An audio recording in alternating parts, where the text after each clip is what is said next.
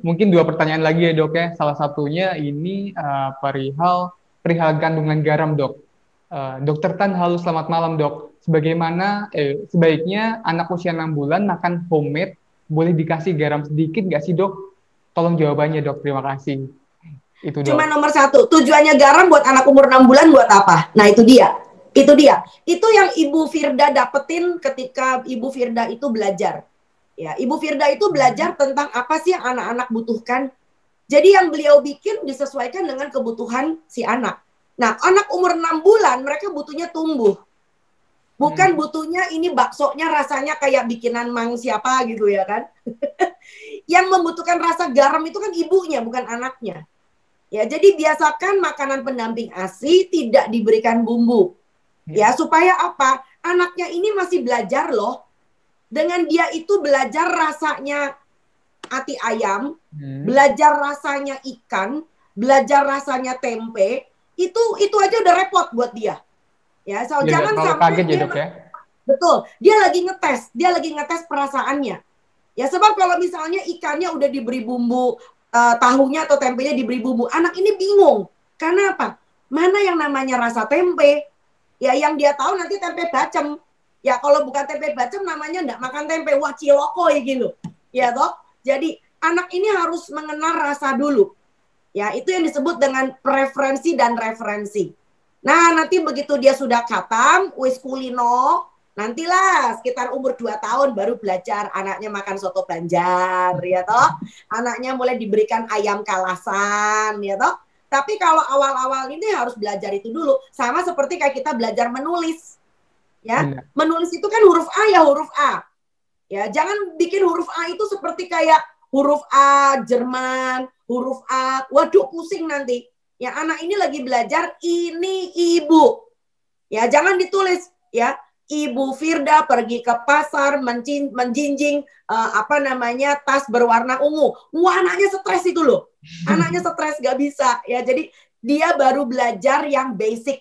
Jadi ketika anak baru belajar basic, ya udah ya fokus di yang basic dulu supaya anaknya tahu yang namanya ayam-ayam, yang namanya tempe-tempe, yang namanya makanan bernama kentang ya kentang kayak gitu rasanya, gitu loh ya, bukan kentang diberi garam.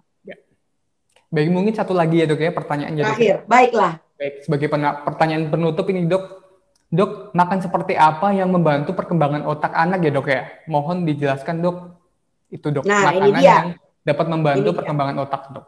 Bagus banget. Ini adalah pertanyaan yang sangat cerdas dari ibu yang peduli untuk mencegah stunting. Ya, stunting itu kita cegah di 1000 hari pertama kehidupan.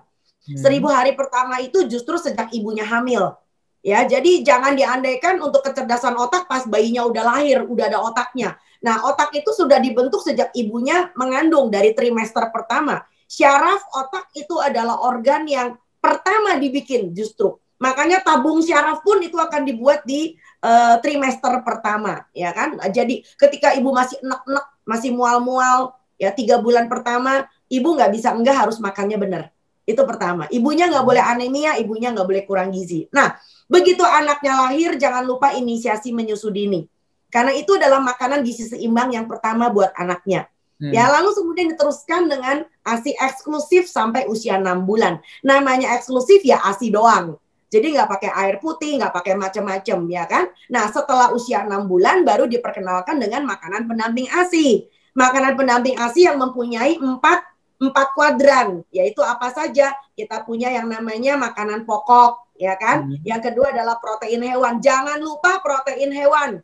Tidak cukup diberi bubur susu, tidak cukup diberi bubur kacang hijau. Kenapa? Karena protein hewan ini untuk kecerdasan otak.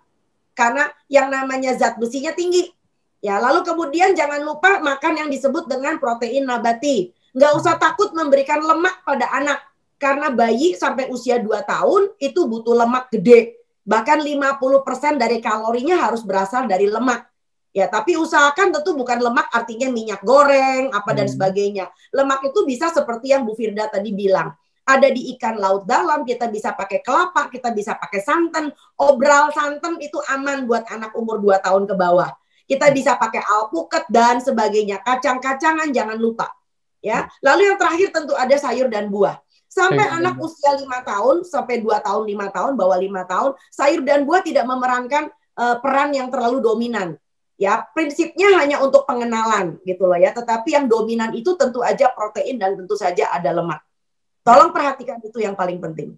Terutama protein hewani.